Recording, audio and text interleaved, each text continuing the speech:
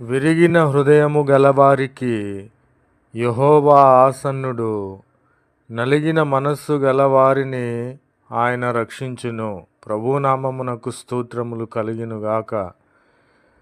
విరిగిన హృదయము, నలిగిన మనస్సు అనగా తనను తాను తగ్గించుకొని వారు ఎవరో వారే విరిగిన హృదయము కలవారు, నలిగిన మనస్సు కలవారు. ఆసన్నము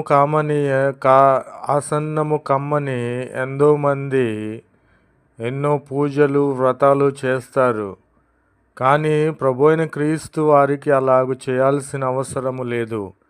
నీవు ఎంత ఎదిగినను, నీకు ఎంత ఉన్నను, నీకు గర్వం అనేది లేకుండా, హెచ్చింపు తత్వం అనేది లేకుండా